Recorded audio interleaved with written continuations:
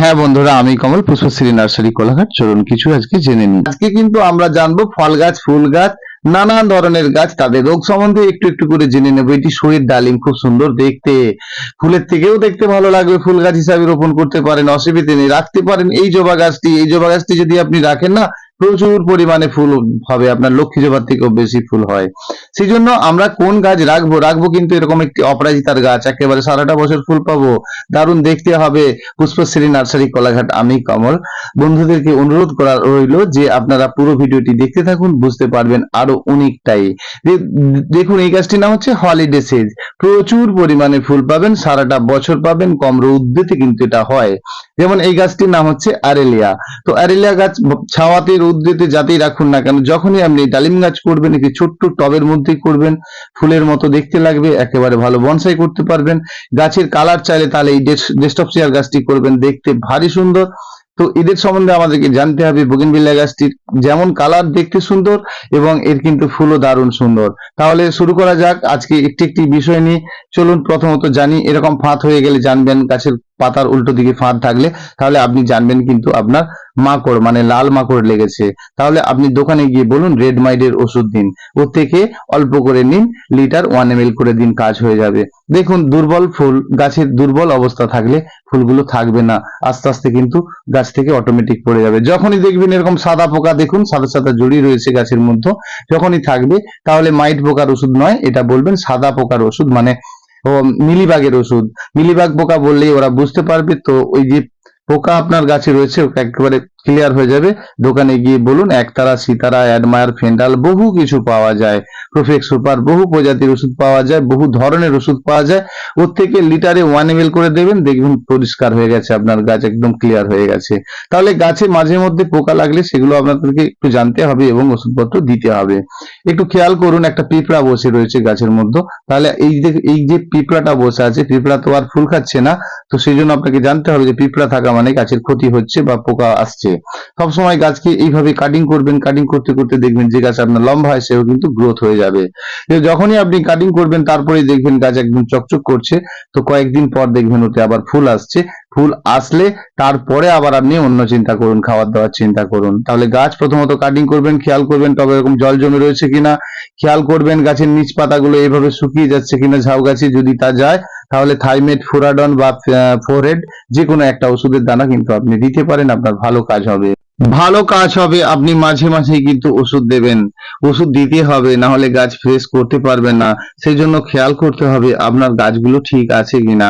সবসময় জানবেন, যে কোনো ওষুধ যখন আপনি গাছে দেবেন না, সেটা ঠান্ডার সময় দেবেন। দেখুন, এই লঙ্কা গাছটি একেবারে পোকায় পোকায় ভর্তি হয়ে গেছিল, এই ডগাগুলোই আমরা কেটে ফেলে দিয়েছি। তারপরে দেখুন গাছটি একেবারে ফ্রেশ হতে শুরু হয়েছে। দেখুন এখনো পিঁপড়ে কিন্তু গাছের তলাকায় রয়েছে। তাহলে কিন্তু যখন আপনি গাছ ফ্রেশ করবেন, তারপরে ফ্রেশ করার পরেই আপনাকে গাছের ওষুধ দিতে হবে, তা না হলে কিন্তু ফ্রেশ করে তুলতে পারবেন না। গাছকে কাঁচা আম করতে গেলে প্রথমত অবস্থায় আপনাকে গাছটি কাটিং করতেই হবে।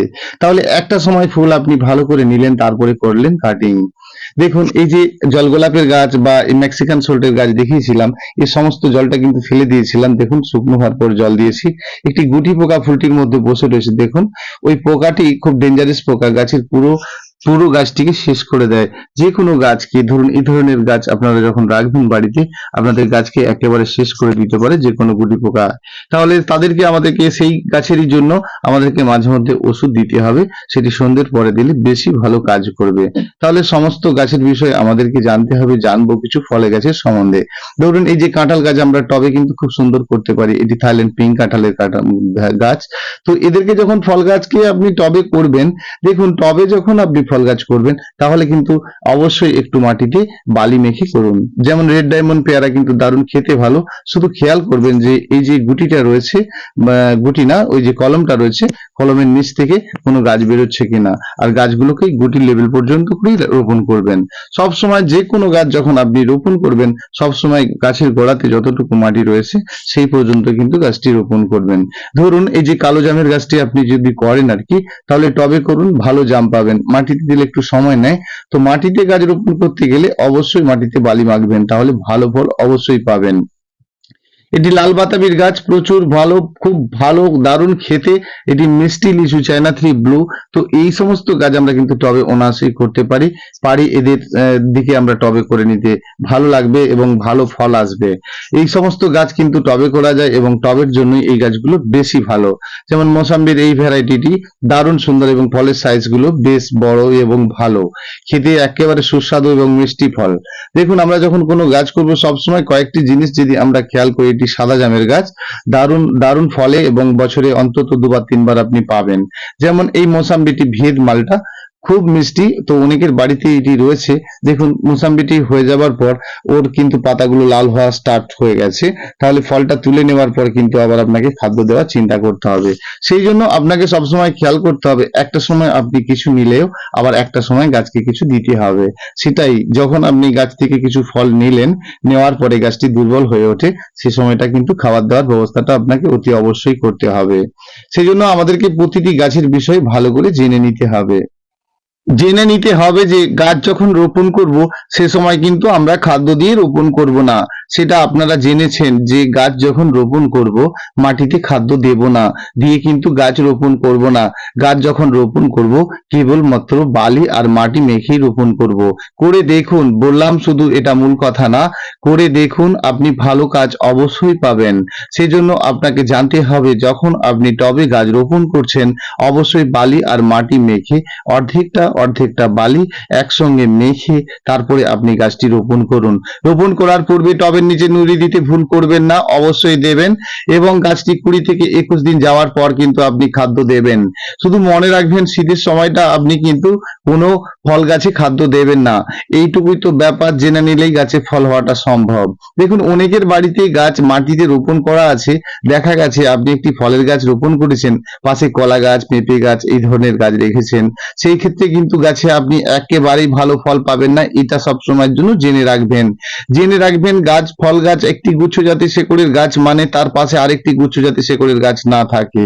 সেই জন্য গাছে যখন আপনি ফল নেবেন, ঠিক শীত পড়ে যাওয়া মানেই আপনাকে সব সময়ের জন্য খেয়াল রাখতে হবে যে শীত পড়ে যাওয়া মানেই গাছের গোড়ায় কিন্তু কোপাতে হবে। ভালো করে কুপিয়ে দেবেন, দেখবেন একেবারে গাছ ভর্তি ফুল এসে যাবে। কুপিয়ে দেবেন, আর কিন্তু আপনি জল দেবেন না।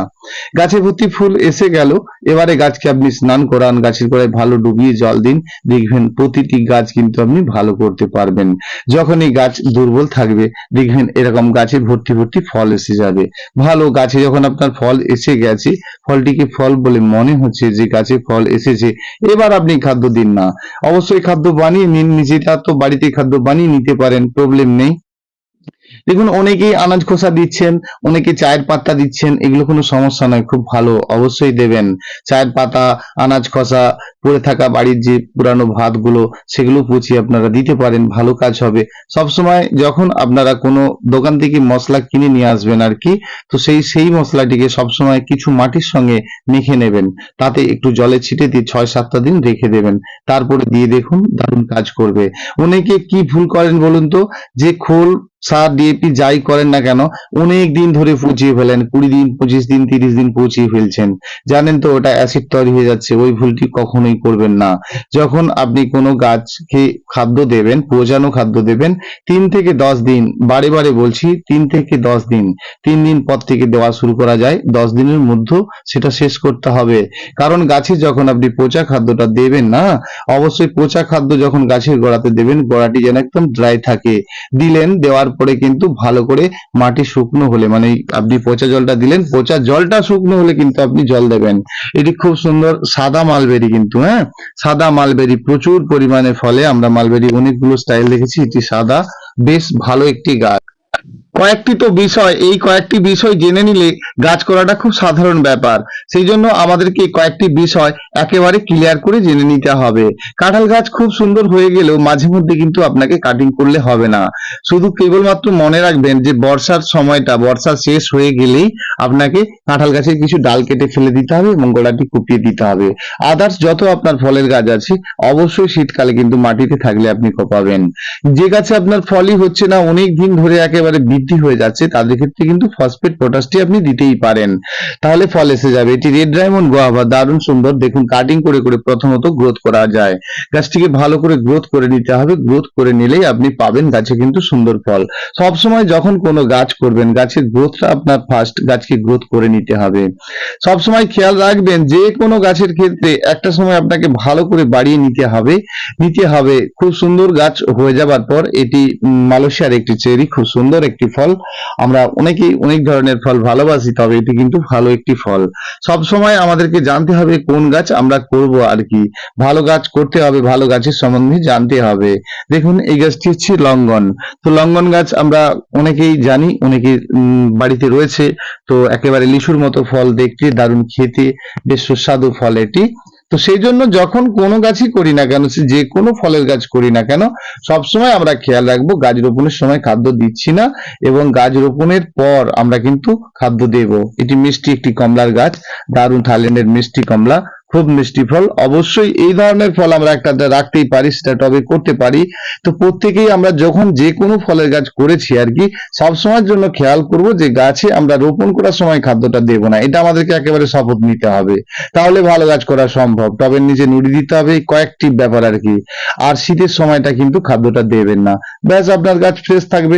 দেখুন সহজেই গাছ করা যায়, অনেক কঠিন করে ফেললে কিন্তু রোগটি তৈরি হয়ে যায়। সেই জন্য আমরা প্রতিটি বিষয় যখন ক্লিয়ার করে জেনে নিতে পারবো, অবশ্যই আমরা কিন্তু ভালো গাছ করতে পারবো। বন্ধুদের যদি কোনো সমস্যা থেকে থাকে গাছের সম্বন্ধে জানতে চান, অবশ্যই আমাকে রাত্রে কল করতে পারেন। ফোন নাম্বারটা জেনে নিন, 9609456194, এটি আমার নাম্বার। অবশ্যই 10টার পরে আপনারা কল করতে পারেন। ইউটিউব চ্যানেলের সকল বন্ধুদের অসংখ্য অসংখ্য ধন্যবাদ। আসছে আগামী দিন অন্য কোনো ভিডিও নিয়ে।